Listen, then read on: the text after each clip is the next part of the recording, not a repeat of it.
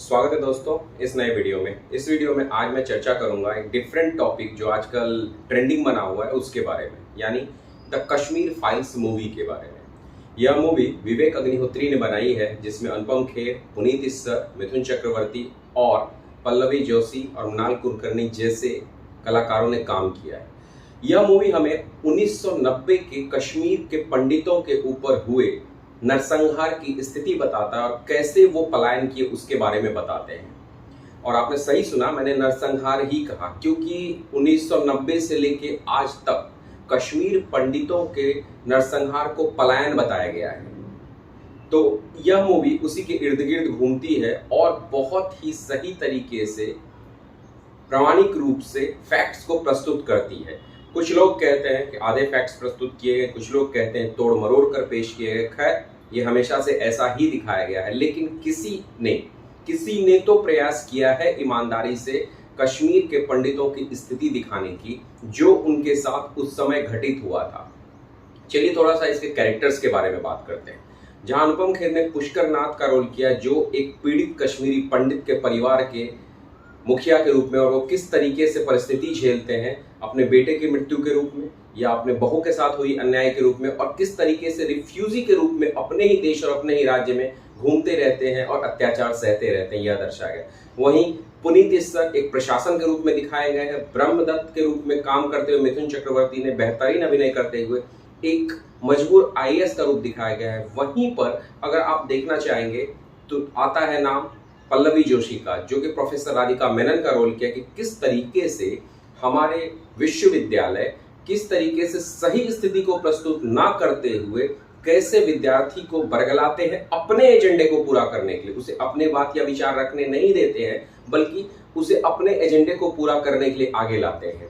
तो इस तरीके से कहानी आगे चलती है और 19 जनवरी 1990 कोई भी कश्मीरी पंडित भूल नहीं सकता, क्योंकि उस दिन जो उनके साथ हुआ वो ना कभी वो भूल पाएंगे और ना ही भूलना चाहिए, क्योंकि आज तक जितने भी नरसंहार ज्यूस ने कभी भूलने नहीं दिया। इसमें एक डायलॉग है, यहूदियों ने कभी अपने साथ हुए गलत को भूलने नहीं दिया, और कश्मीरी पंडितों को हम कभी याद नहीं रख पाए कि आखिर उनके साथ क्या हुआ।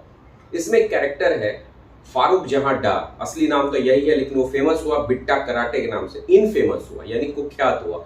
2 साल पाकिस्तान में ट्रेनिंग लेने के बाद जब वह लौटा तो उसने खौफ के रूप में काम किया कश्मीर में, और कश्मीर में उसके नाम का खौफ ही चलता था। 1991 के एक इंटरव्यू में जब उससे पूछा गया कि लगभग आपने कितने लोगों को मारा है, उसने कहा मैंने 20 से 25 तो मार ही दिए होंगे, लेकिन अनुमान है कि उसने 40 से कम नहीं मारे होंगे।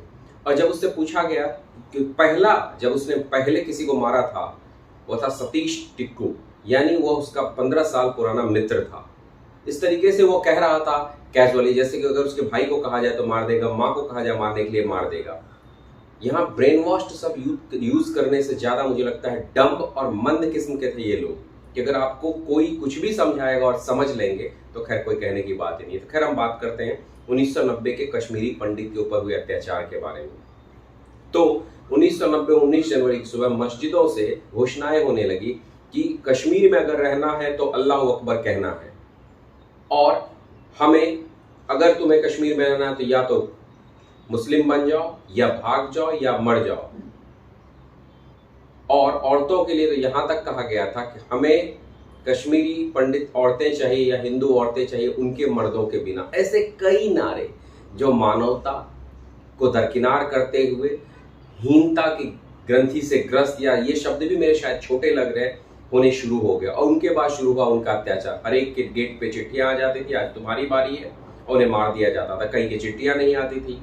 भाजपा के कार्यकारिणी के जो उस समय के अध्यक्ष थे प्रदेश के, सतीश कुमार टिकलू जी को तो मारा गया था, सॉरी, वो भी पंडित टिकलू जी ही थे, उन्हें मारा गया था, भून दिया गया था चौराहे पर। उसके बाद जज श्री गंजू जी को भी मार दिया गया था, रिटायर्ड जज थे, उन्हें भी मारा। इस तरीके से वो दिखाने का प्रयास किए हैं कि चाहे प्रशासन हो या उनके विरोध में उठने वाला कोई स्वर हो, उन्हें खत्म कर दिया जाएगा, और अगर तुम्हें निकलना है तो निकलो। तो खैर कश्मीरी पंडित पलायन ही कर रहे थे, लेकिन उस पलायन से उनको संतुष्टि नहीं मिली, और वो संतुष्टि नहीं मिली तो उन्हें संतुष्टि मिली मार के। लगभग 7 लाख कश्मीरी पंडित पलायन कर गए थे।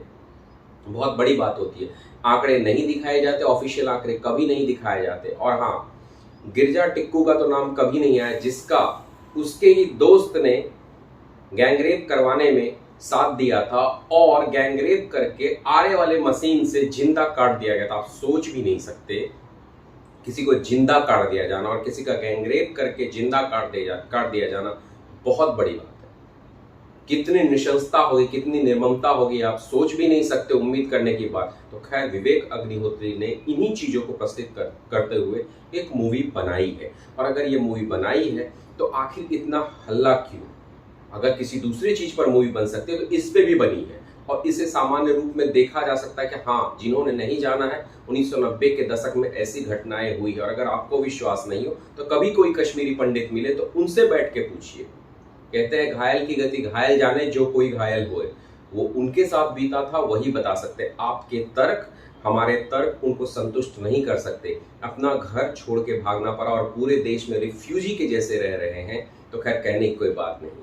और रही बात बिट्टा कराटे की, जेकेएलएफ का कमांडर था, उसने खुद कबूल किया है कि उसे फंडिंग पड़ोसी देश से आते थे और जब आर्मियों की मार पड़ी आगे जाकर के तो वह कहने लगा कि मैंने स्ट्रेस में आकर के जवाब दिया था और शांति की बातें करने लगा।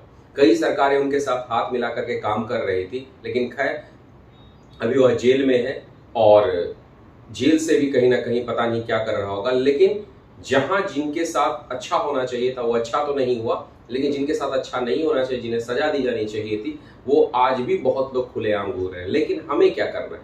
हमें जानना जरूरी है कि हमारे देश में ऐसी घटना हुई थी और ऐसी घटना होने के बाद कश्मीर के पलायन को, नरसंहार को पलायन का नाम दे दिया गया। अगर मान लीजिए बाबरी मस्जिद कांड हो सकता है, गोधरा कांड हो सकता है, भागलपुर नरसंहार हो सकता है, सूडान में हुए हत्याकांड हो सकते हैं, अगर यहूदियों के हत्याकांड हो सकते हैं, नैनकिंग हत्याकांड हो सकते हैं, तो ये पलायन कैसे हो सकता है? 7 लाख लोगों का पलायन कैसे हो सकता है?